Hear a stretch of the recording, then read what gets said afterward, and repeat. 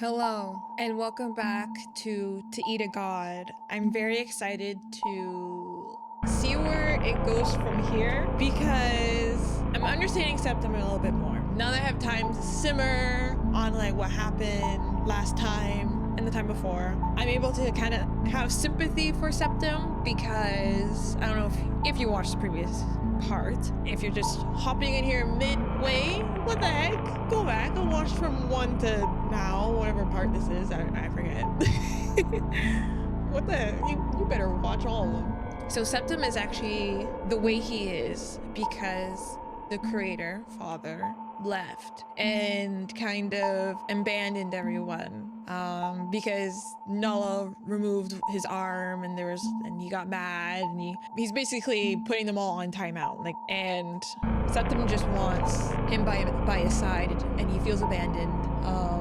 So he's very like walls up, like pushing everyone to the side, and his goal is to save the garden. That's what he wants, and Nulla wants to destroy it. So because Septem just wants to live, he just wants to be in this world that he has, the garden, and he wants to see it thrive, whereas Nulla just wants to get it over with, just to end it all. So I'm very sympathetic towards Septem now. I understand him now. I get him. And I still don't know how to get the Nulla route. How is everyone getting the Nulla route? I'm very curious. Like, how the heck is everyone getting that? Because I did not see an option to do that yet. But yeah, I'm excited to see where this goes now. I know I'm like doing so many parts of this, but it's because I actually enjoy this visual novel a lot. This is one of the best visual novels I've ever played. Like, it's just so interesting. This is cinema. Okay, this is cinema. This could be, I could see this being like a very like well thought out HBO series. Like this is just so good. I'm just enjoying this a lot. Before I just continue ranting, let me just start the game. Let me just start the game. I'm just yapping. Load. I just need to, yeah, we were right here. Here we are. Oh yeah, because we made Septem mad because we kept poking his cheek. I kept poking his cheeks. Let me see what happens if I don't. Do I still get to keep my hands if I stop? So if I go back, are you done? Oh wait, that's not his voice. Sorry. Are you done? I won't give you another chance to do this. Okay. But this is still the same. Yeah, this is the same text from last time. Is there anything else I can touch? Like his eyes? I can't touch his hair. Or his ear. Yeah, this is all the same. Okay. Okay, so it leads to the same path anyways. If I stop poking at him and whatnot, pinching his cheek and whatnot. Your hands stop moving, and within seconds, Septem takes control of them. He moves them side to side, flexing the fingers, opening and closing the fists, testing their functions. They're in good condition. It's very good at first attempt. Surely father would be proud. Anyway, this is a gift. I hope you appreciate it, Soggy. A silence follows his words, and Septem feels like it's forgetting something. It doesn't take him long to remember what it was, so he asks you to come with him. It's time for lunch. He unconsciously heads towards the kitchen. As he walks, he raises his hands to conjure the ingredients, but his low energy stops him, making him reconsider. What am I doing? He asks himself. Then he stops abruptly, looking at his feet, the counter, and then at you. There's silence both inside and out of him. A short circuit within brings him back to his senses, and he realizes the stupidity of what he's doing. Then an intangible burst of embarrassment occurs, one that only you and he can feel. You taste the shame bubbling in his stomach for a moment, but his face doesn't show it, and you can only taste it thanks to the connection you share. Now Septem can't hide his emotions from you, and that makes him feel even more humiliated. No! Don't be humiliated. Don't be humiliated, bro. Show me your emotions. Let down your walls. And angry. But he won't give you the satisfaction of seeing it on his face. That would be like losing twice. With a heavy sigh, Septem straightens up and looks away from you. You sense how Septem doesn't know what to do. He no longer has a clear purpose for the day. He no longer needs to rest his body, nor prepare his strict, plain meals. His routine no longer has a reason to exist. His body, though similar to his old one in organs and skin, is self-sustaining. His heart beats thanks to the divine energy, keeping the rest of his body running like a single engine. There's no need to sustain it with rituals and routines that consume time and simulate the experience of having a mortal body. There's nothing left to do to pass the hours with real purpose or mission anymore. Septem has never had idle time, and you feel anxiety begin to creep up from his feet, screaming and demanding to do something. Septem doesn't know what to do. I think getting some air would help. Step outside for air. Thank you. You both head out to the garden. Huh? Oh, I can poke around. Oh, sorry, I didn't realize. I was like, is it animated? Is it gonna change? No. Septem takes a deep breath, releasing all the tension he's been holding. I feel better now. Do you want to go back to the temple? Wait. Okay. Septem watches the fish in silence. I wish I had more things in my garden. Living beings, not just energy. He doesn't say anything after that. You both watch the little energy figures in silence. What are these? These flowers are pure energy. They're connected to the entire garden. They stretch beneath the ground and reach every corner. Through them, I can sense what can and cannot be fixed. Can you tear them off? No. I'm not a destructive entity. His words make your stomach tingle, or maybe it's his. You remember how easy it was for Septem to hurt you and Nulla. Forgive me, let me rephrase that. I cannot harm anything born from the garden. Oh! Wait, why am I saving? Why am I saving? Why am I saving? I do that as I say that as I save. Would you like to try it now? After all, he holds a different rank now. Septem falls silent for a minute, and curiosity slips in like a sneaky, insistent rat, settling in his mind. Septem grips the flower by its stem and pulls, expecting nothing to happen. Uh-oh. He just broke it. The flower starts to. Wow. Okay. Little power dude. We'll go there another time. Not today. I don't want to go there today. What's there? What is there? Okay, I guess there's nothing else I can click around here. Yeah, let's go back. Alright. 3 days pass, during which Septem dedicates himself to observing Rafael's body, getting used to your presence, to your eternal company, which doesn't leave him for a single moment, almost suffocating him with your presence, but now doesn't feel as uncomfortable as before. Septem has already accepted your company. The room where Rafael lies is identical to all the others in Septem's temple, consisting of only what's necessary. Oh, okay, so... Okay, I think I misspoke the last time because I was like, is he dead? No, they said that he just needs a heart. Like he's just missing a heart or whatever. Did the process take his heart and put it in Septem? Is that what the process... Is that what happened? That's why he's missing a heart? Septem observes Rafael, who lies asleep with furrowed eyebrows. When you look at him, you can't detect his heartbeat, but he breathes without issue. How is he still alive? I'm sustaining his body with my energy. He confesses without hesitation. So this is why Septem doesn't have enough energy to summon or create a body for you. Oh. Is he important to you? Yes. I know everything about him. It's impossible not to care for him. I thought you hated each other. What? What makes you think that? Rafael spoke to me. His eyes lock on to you, accompanied by a frown that carves wrinkles into his skin. Did you go into his room without permission? Septem's voice rises with each word, sharp and visceral. He clenches his fists and tenses his shoulders, unsure of how to channel the anger growing as he dwells on your transgressions. But as he focuses his gaze and analyzes what he sees, he realizes the puppet is no longer there. Now it's just you, without an intermediary. You, the one who can help him save the garden. You, the new master and lord of the garden, if all goes well. Septem controls himself, closes his eyes, and begins counting silently to 10. The image of Rafael and what you said comes to mind. And with regret, he admits you must be right. His body relaxes, his shoulders drop, and his fists unclench, and he runs a hand through his hair, brushing it back. I stopped writing to him, and we lost touch. I suppose he must hate me now. Is he your son? For a moment, Septem looks at you with disgust. Where'd you get that from? Did you misread the documents? He clenches his fist, angry. The thought alone seems enough to throw him off, whether because of the documents themselves or how he supposedly found them. Either way, Septem reconsiders and sighs. Impossible, you can't read Latin. His eyes fall back on Rafael's body. Of course he's not my son, he grumbles. I just care for his body and keep him alive. There's a silence, the heavy, overwhelming kind, but nostalgic nonetheless. Septem starts walking toward the door. Rafael is a good writer. So he's just like a clone of him or whatever. Like, didn't the creator make him to give to Septem? If I remember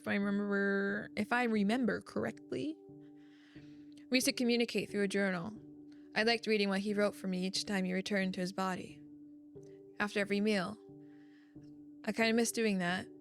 There's a pause in his movements. He blinks in disbelief, realizing that he's telling you things you didn't ask for. And how strange it feels to speak so freely with you. That unsettles him a little. Septem. Septem raises his hand, a clear sign he doesn't want to hear your reply. But deep down, you sense that Septem is closing a door to stop himself from releasing the flood of emotions and worries inside, trying to protect his ego. I owe you an apology. I don't want to make you bear my burdens, nor is it necessary for you to comfort me. I don't need it. He says it solemnly. Insist. I told you, I don't need it. His voice shifts, turning rough and coarse. He's getting angry, but restrains himself. Insist again? You don't understand. Or are you asking for it? I see you only understand through force. Septem takes one hand of yours, using a force that shatters your bones. An intense pain bursts through your being. It's a pain that's origin you can't quite grasp. A phantom pain that seeps into everything you can call your own. Whoa! Phantom pain. Is this a Kojima reference? It's a shared pain, one that Septem feels as well. But he's determined to continue. Then it's your eye. Which is forced shut in an instant.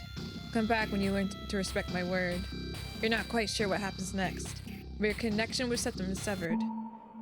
Yay, I died! Yay!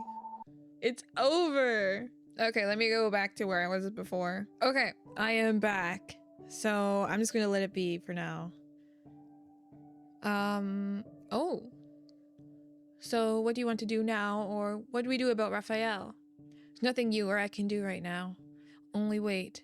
There's a moment of stillness while Septem ponders what you could do today. I think we could cook, to pass the time. Rafael won't wake up no matter how much we watch him. The problem lies in his heart. The kitchen is so spotless it feels unreal. Nothing is out of place and it looks like a photograph. The space is just enough for one person. It's not designed to accommodate anyone else. Septem tells you that you'll make tartlets, a recipe written in a journal he shares with Rafael, but he never wanted to make them before. He said it was for the lack of time. You begin searching for the ingredients. Your hands move across the counters and drawers looking for what Septem asks. It feels odd to do this manually since you could simply summon everything with a clap. Maybe it's the lack of energy, or maybe Septem wants to experience human simplicity of searching for things on his own. Though there's also the possibility he enjoys watching you struggle a little while looking for everything. Who knows? Once everything is ready, you begin preparing the tartlets. You mix, whisk, and separate the ingredients. It's all very pleasant. The moment feels warm. Watching Septem's concentrated expression is priceless. You could almost imagine a day off with him as your companion, preparing treats for guests, or just for the two of you. Ha! When it's time to decorate, Septem tops one with 2 pieces of fruit. Only 2? Yes. I want you to decorate the rest. I've done all the work. I'm tired. He says that with a frown, but you're sure he doesn't mean it. Septem doesn't get tired anymore. And more than once, you've caught him watching your hands move, fascinated. Go ahead, Soggy. Oh.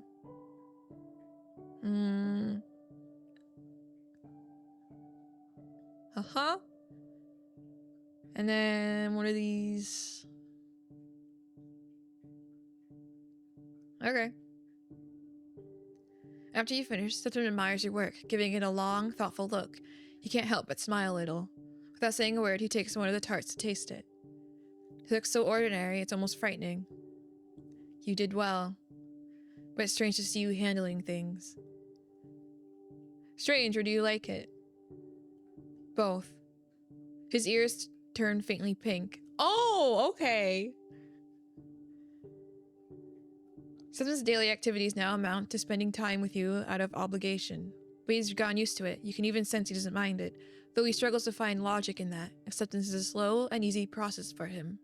But you're there at all times, accompanying him.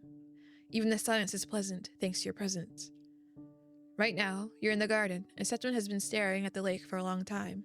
Suddenly, something begins to descend from above.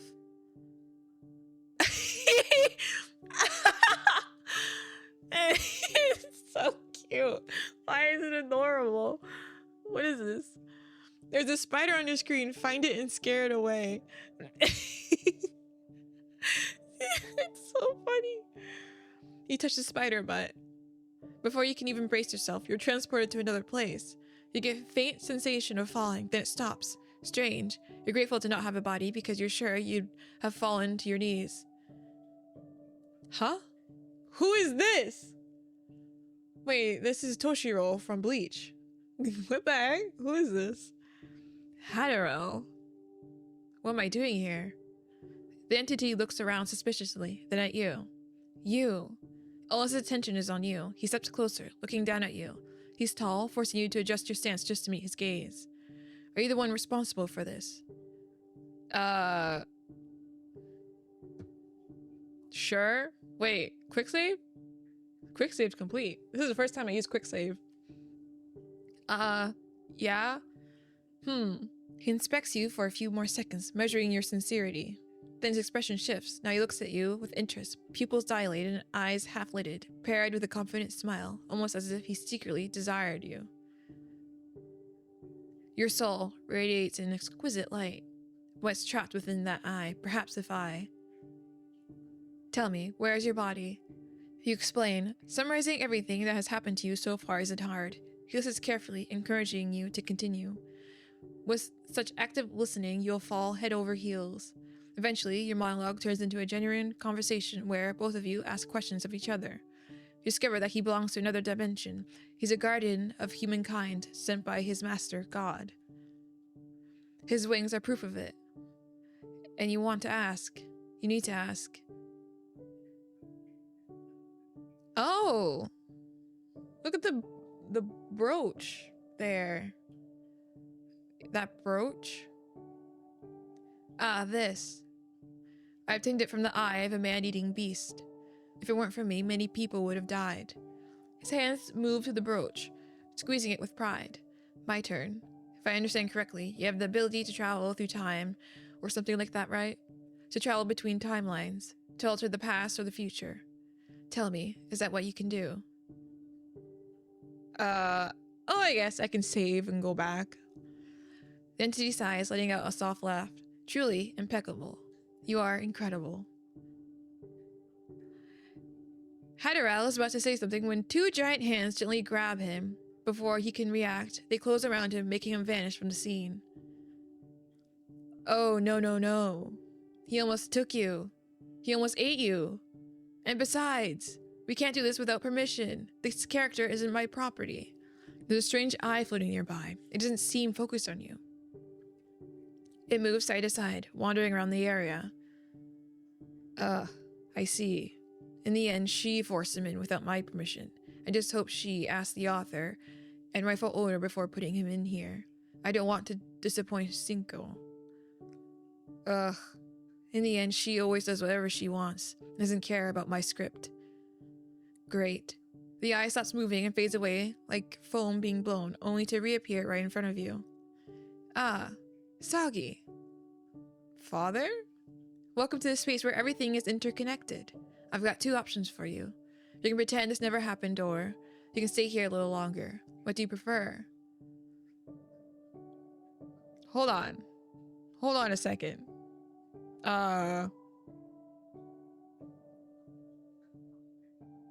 Okay, let me go back here. Stay. Good. Here we are. Welcome to my home. The strange entity circles around you excitedly, narrowing its eye. You won't admit it out loud, but it looks kind of cute. This is where I spend most of my time. It's the only place I can't change. But I like it. It's cozy, and there's plenty of space. Also, it changes color depending on what she and I do. Ah, it feels nice to have a guest. Ah, wait. 2 more hands materialize beside the entity and begin floating around you, looking for where to grab you. One of them takes hold of your eye gently, giving it a soft squeeze. The other snaps its fingers. In an instant, you and it and the entire space begin to change. Out of nowhere, a body is created for you to control and inhabit. Once you feel in control of it, you realize you're sitting at a small table with cups and sweets arranged on little plates. Everything is beautifully decorated.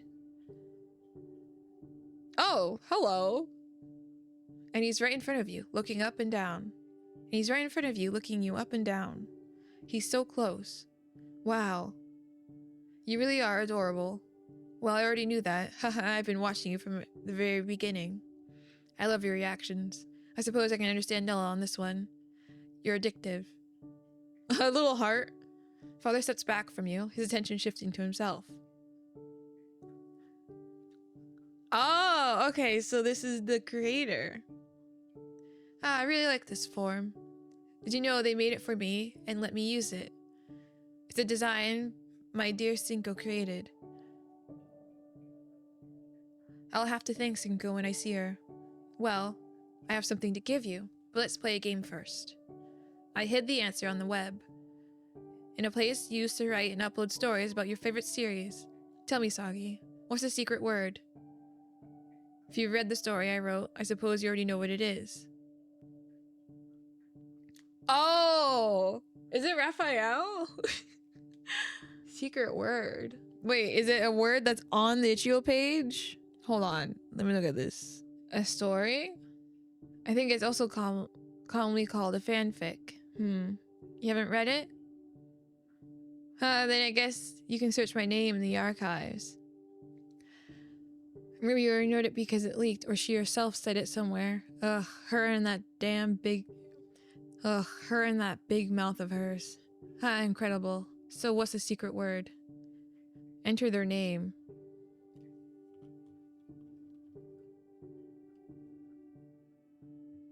I don't know. I was looking through their Tumblr. I could not find the secret word at all. I'm so confused. Where's the secret word? It's okay. Give up. He sighs. You'll return to the garden along with Septem. You're not allowed to mention anything that happened here. Not that I'd give you a choice anyway. You look at Septem and feel it instantly. Something's bothering him, something that's been gnawing at him ever since he gave you the hands and eyes. And that discomfort has only grown. But it isn't about your constant presence. It's something else. Is something wrong? Yes. I think I made a mistake. Now that I have you with me, I understand your puppet a little better. But at the same time, I'd like you to exist outside of me, so you can have your own role. A bit more freedom, immersion. With me, you're bound to me at all times. You don't have a body of your own to represent you. At least with your puppet, it was easier to achieve that immersion. That was its purpose. No context, no story behind it. Something hollow, ready to be inhabited by you. But at the same time, it had clear fixations and desires, with clear ideas and emotions that weren't your own. Nothing objective. Septem hesitates, unsure whether to tell you what's really bothering him. And something about Nella. Ashamed of his inability to choose his words well, he tries to filter his concern. Even with the name you gave it, one that might be yours, or maybe one you made up. Is Soggy the name you use for yourself, or is it just the name you gave the puppet, without nothing to do with you? Do you want to know your real name? Oh, it's a name that represents me. Good. I'd like to call you properly. Names are important here, and yours is no exception. Okay, I'll keep calling you Soggy. Soggy, I think we should take this as a new beginning. I want you as my companion, and think enough of time passed to decide whether you're fit for the role or not. You stayed this long, after all. I'd been thinking, and I believe when you were connected to the puppet, I gave you the worst impression possible. I apologize if I offended you, but to me, the puppet was never mine. It's not a subject nor an entity of the garden I meant to protect. The puppet was a link between you and Nala. It was never to my liking, and seeing it there, with that face and that human scent, it was difficult to resist the temptation to break it. You feel Septem flinch slightly as he calls the scent and color of blood. Septem exhales, holding himself back from saying too much, before curling his lips into a sideways smile. Now that that thing is gone, now it's just you and me, and I'll do everything I can to give you a complete body, not just hands and an eye. Septem glances at your hands for a moment and clenches his jaw. I want to show you something, but I need you to take it seriously. The place is not a game. Okay. Septem clasps both hands together and recites a few words in Latin. When his chant ends, both of you are transported to a pure place, stained by only your presence. Coming here always calms me. He says it into the air, not expecting a reply, then Septem gestures with his hands. A sphere, the size of a ball, begins to rise from the ground, levitating until it hovers before your eyes. And then another appears, then another, until 8 spheres surround the space you share with Septem. You may touch them if you wish. Oh, what are these? Here resides Bodayyy. She's always working, training her stars. There she is. Septem guides your hand with his, leading it toward Bodayyy. You realize she's the largest 8-pointed star in the area. It's one of the few domains that hasn't shown any signs of trouble. All thanks to her. Oh, so these are the symbols. Oh, interesting. That's the sun's domain. Anam is currently at the residence of his wives. Septem points toward the red 8-pointed star beside 3 smaller ones. The rest. Septem moves his finger across the other stars scattered throughout the sphere. There are many. They are his subjects. The green one? It's a dead domain. There's not much left of it. And Tria can't do anything until the garden heals. We've talked, and after much searching, Tria came to the conclusion that the curse is still self-inflicted. It'll remain until she heals. What curse? Septem watches you in silence before answering. Every fruit born from the garden carries poison and belongs to Tria. They can't be eaten until you break their spell. You feel a bit of sorrow for her situation. You assume she can't control her grief or anger, so her emotional state shapes her domain this way. How complicated. Now you see the garden doesn't have a single problem. Rather, it's a web of many things, intertwined and affecting everything from the smallest to the grandest scale. The garden feels like a sick body, its vital parts doing all they can to keep it alive. Barely. But that defense isn't enough. The garden needs help from an external agent. A medicine, a pill that grants it just enough of what they need to resume its function. What's this one? There's only one star in the sphere. It doesn't shine as brightly as the others, and its pulse is slow. It looks terrible. Septem says nothing, just stares at it in silence, his expression on the verge of breaking apart. It's sorrow. So who is this? In this sphere, there are 2 8-pointed stars. Kinik needs help. That's why Tria spends most of her time there. Every time I visit, I see him healing some animal. Tria's curse won't stop. This one is Kator. It's one of the most beautiful domains. What's this one? There's Septem's domain. If you look closely, there's no trace of subjects anywhere. Only your soul and Septem's exist within this space. This is us. Where's your puppet? He's not a subject. According to the map, he doesn't exist. According to the rules, he shouldn't be here. Septem sighs, weary. I think that's enough. Do you want to go back? Wait. Is there anything else? Is the darkness around, Nala? It's time to stop, but you can't help but notice the voracious black that holds the spheres in place. When you place your hand over it, the energy it radiates feels abyssal. It calls to you. It calls you to put your hand inside, whispering words that, even without recognizing the language, you understand perfectly what they say. Enter, enter, enter. Alright, that's all for today. Wait! Hold on. What? No. You tell him you want to keep looking at the domains. And Septem allows you to. Can I touch it? I can't touch it. No, this is evil. Okay, fine. Okay, it's the same thing. All right. Days pass and Septem slowly regains the energy he spent creating his divine body, leaving him with more power to sustain Rafael's body and to do other things. With that, Septem begins to study and recreate invocations, practicing on various parts of the human body. Most of them are hearts. He also has meetings with Sextam, though he never leaves his domain. During these meetings, you learn a few things you didn't know before. For example, not just any human can live in the garden. They must be created by Sextam, otherwise they won't survive long here. They die after 7 days. When I can remove your seal, you'll be able to return to your domain and create our humans again. Does he really think it will be that easy? I can see the seal you have within. Once I learn how to break it, it'll be easy for you to create them again. You have to start slowly with wet nurses, but soon they'll regain their normal life cycle. You'll get natural births again after 5 to 10 years. It'll be like before. Do you think Father will return if he finds out? What if he punishes us again? That won't happen, Sextam.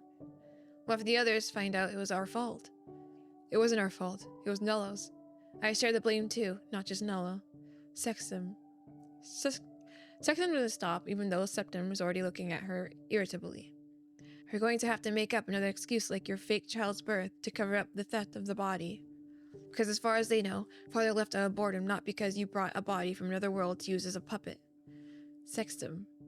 No, Septem, listen to me. We're exposing ourselves. Nulla could open his mouth and steal your fate, or Father might return to impose... Or Father might return to impose even harsher punishments. Promise me that if we go through with this, there won't be worse consequences. If the council ever finds out, you can be sure they'll come for your head. And if Father comes back, believe me, it won't be to give you a hug. Sextam pauses to look at you before continuing. Septem, I swear, if this doesn't work, I think it'd be best to listen to Nulla. Septem lets out a short laugh, disbelieving her words. You're insane. No, Septem, if this goes wrong, it'd be better to end everything than to watch the entire garden turn against you. And since no one can hurt you, they'll find another way to make you pay. I'd really hate for you to go through that. Sextam sobs.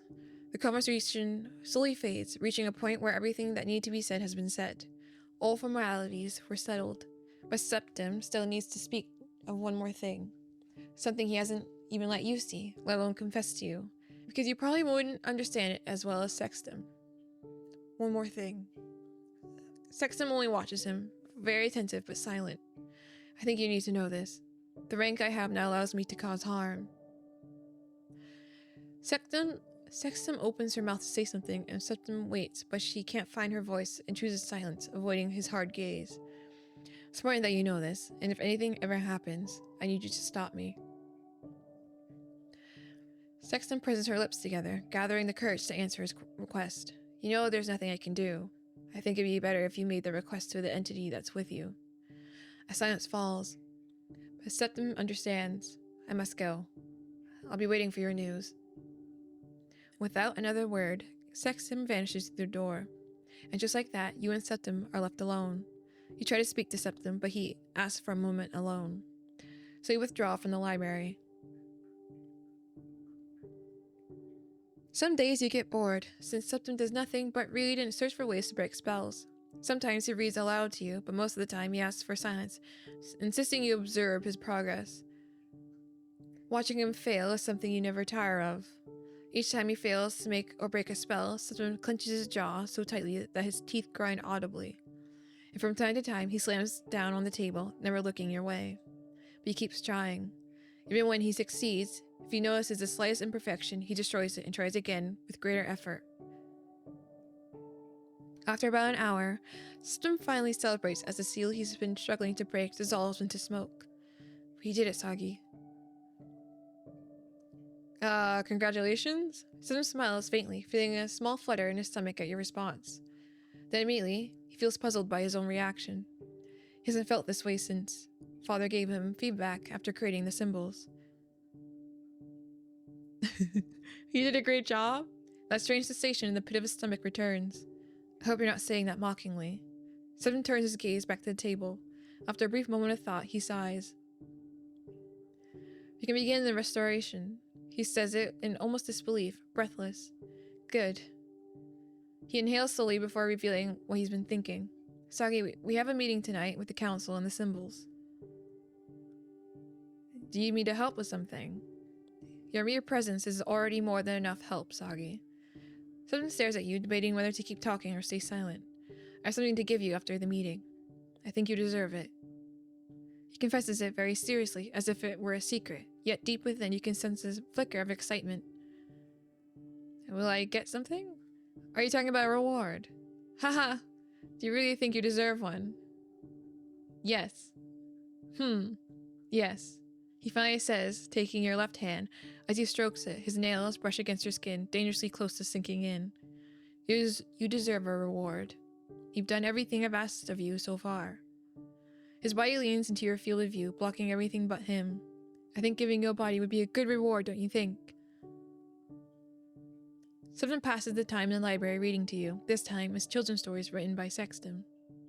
Before beginning, he explains that when humans still existed in the garden, Sextam used to mingle among them to find inspiration for her writing, and how he used to watch her from his domain, back when he still lacked a physical body. He looks proud as he reads, a faint smile lighting his features, giving him the almost ethereal air. His main eyes stay fixed on the pages, while the others steal furtive glances at you, now and then, just to make sure you're still there. Septem's voice, when reading aloud, is sweet, extremely sweet and warm. He conveys the emotion of each story so perfectly, it's as if he's read them all before. He takes the right pauses and uses a perfect tone for each character, never stumbling or sounding surprised by the events unfolding. As the hour of the meeting draws near, Septem's face begins to change, his main eyes narrowing, his mind drifting toward what's to come. He should be getting ready by now, but he prefers to finish at least one last story. There comes a point when his voice stops reading the words on the page. His eyes close completely as he senses the first pair of guests entering his domain. His ethereal expression fades and his lips twisting to one side. Septem snaps the book shut and clicks his tongue. He stands and sets the storybook aside on the desk, next to the papers used to break the seals. That is all. Both you and Septem can sense more entities within the domain. It's time. The council and the symbols have already arrived, waiting for Septem to appear so the meeting can begin. They're going to ask what happened to my body sooner or later. Then he looks at you, his expression turning exasperated. They'll ask about you and why you're like this. How I hate them. With a final sigh, Septem fixes his hair and with a single gesture teleports you both to the meeting hall. Oh, hello. So there's Sextam. That's Bodayyy. No, that's Bodayyy. That's this is Kator, right? That's Tria. Oh gosh. Countless eyes fall upon you both. Good evening to everyone present. I appreciate your attendance. Septem steps forward. The silence in the room is absolute and heavy. All the council's entities stare at Septem with a disgust barely hidden behind horror. Symbols, on the other hand, watch him quietly, waiting for him to speak. One of the council members loses composure and speaks without being given permission. What is that entity beside you? That's not the create. Shut your mouth. I haven't given you permission to speak. Insolent. The entity grimaces in pain, and Septem lets out a dry laugh. As you can see, I've changed, and with that change, I've decided to share this garden with one who truly sees us. We can no longer keep waiting for Father. Some members of the council whisper anxiously to their symbols. I have obtained an absolute rank, thanks to our new savior, and with it, I now have the power to destroy and erase every curse that was placed upon us. To anyone who disagrees with this change of command, I cordially invite you to step down. This garden was forgotten by Father, the one who abandoned us. But starting today, a new era begins. Entire domains will be reconstructed to prevent a second downfall. You will no longer answer to an absent creator. You will answer to Soggy and me. Septem glides to his chair and sits down with a grace that grows with every movement. Once settled, he clasps his hands together and studies his audience. Does anyone have any questions? Same entity that was forced to be silent urgently raises their hand. Go ahead. Septem grants them permission. As soon as their speech is restored, their lips part. And what if we refuse? What if this new master fails to meet the symbols of the previous one? They look around, searching for support. Are you really replacing the creator so easily for some nobody? They can't even manifest a proper body. They use you instead. This dude is still asleep. Please, what kind of power are we even talking about? The air thickens. Septem's eyes narrow, his hand rising in a clear omen of reprisal. Punish them? We're gonna kill a dude? Let him handle it. He's probably gonna... both of these options are kill the guy. So let's let's ask him to kill him. Gazing coldly at the entity, he snaps his fingers.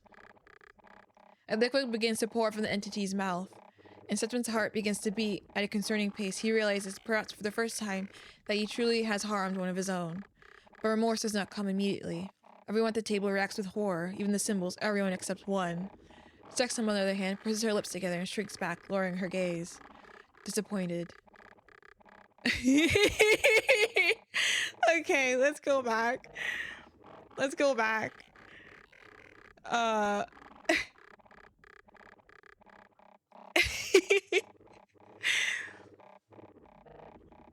Septem stops. For a moment, he seems to consider your words.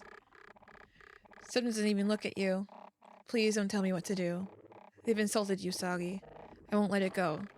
Gazing coldly at the entity, he snaps his fingers. Oh, so he does it anyways. Okay.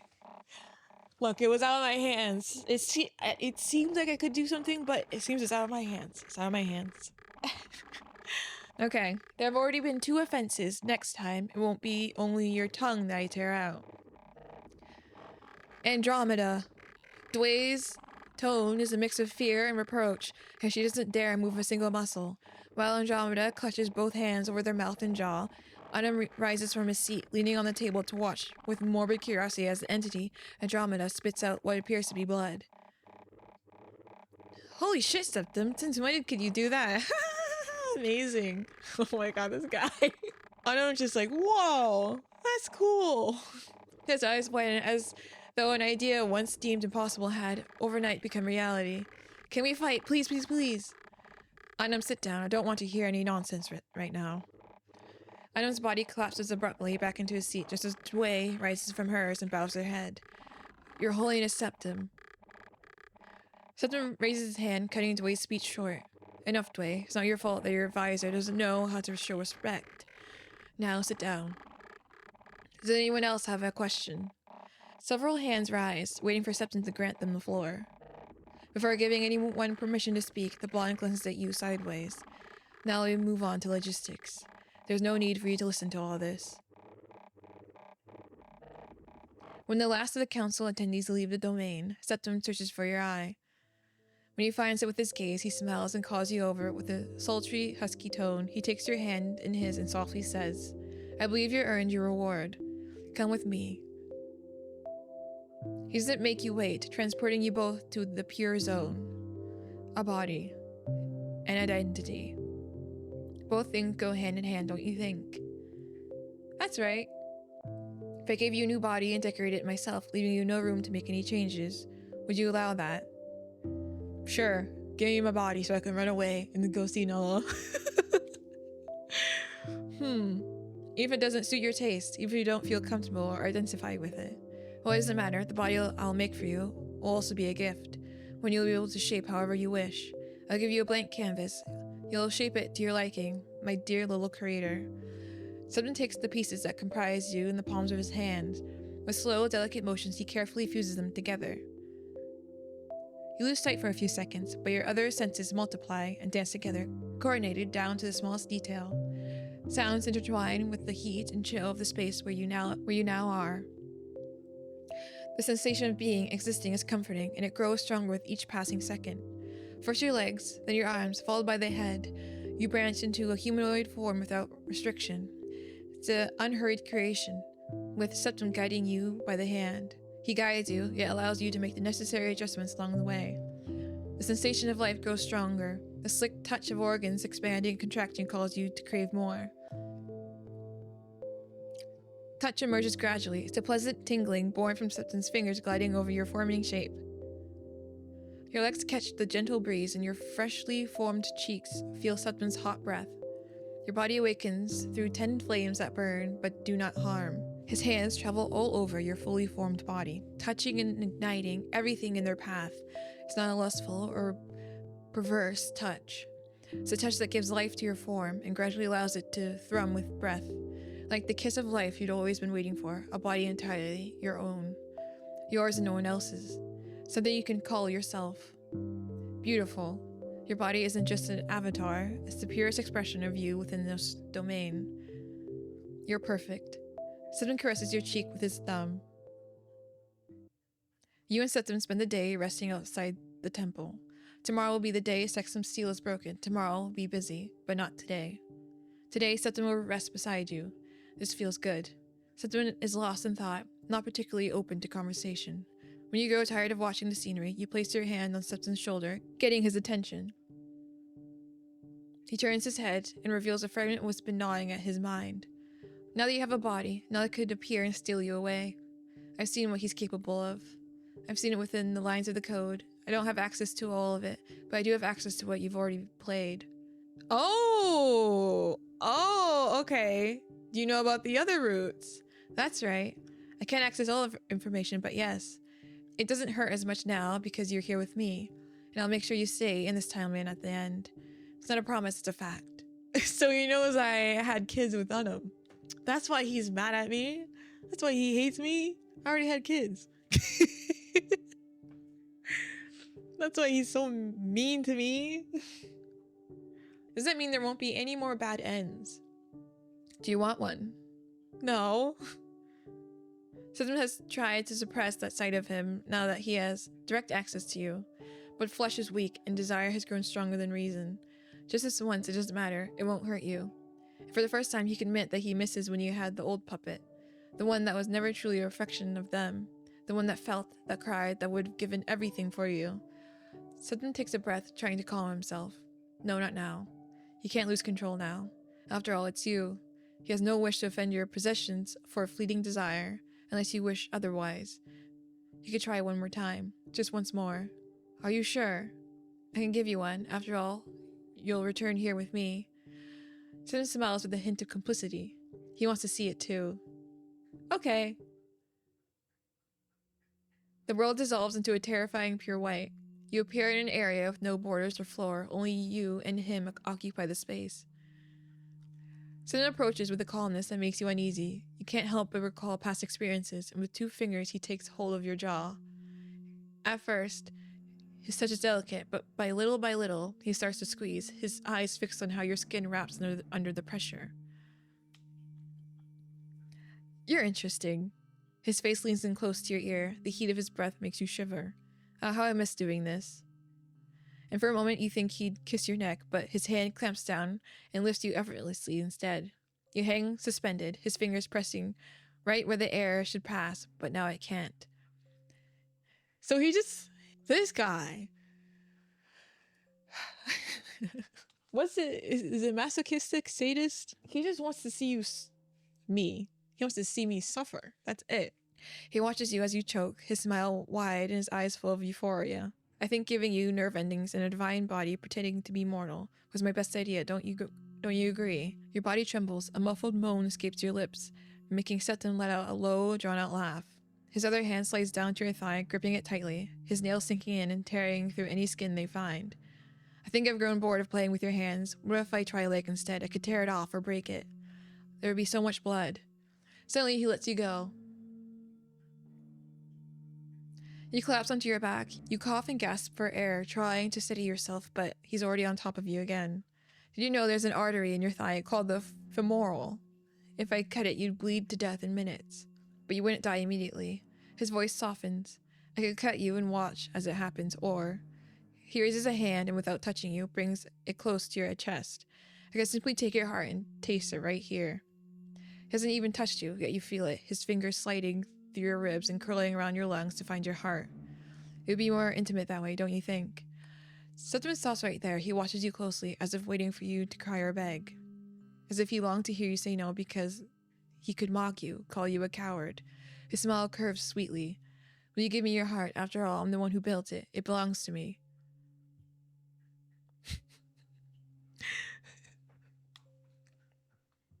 This guy, I swear.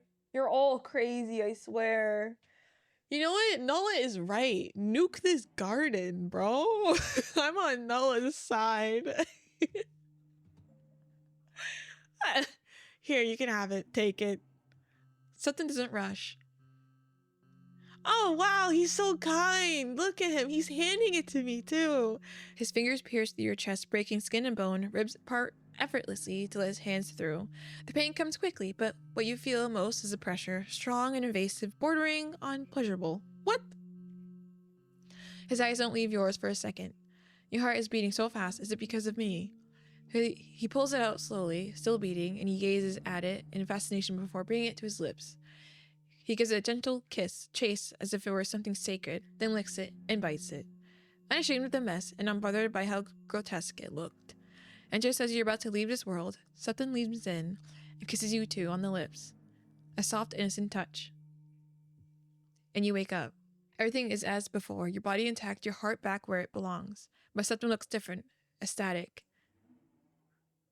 Eventually, Septem tells you that you should rest. After all, your body still carries mortal needs.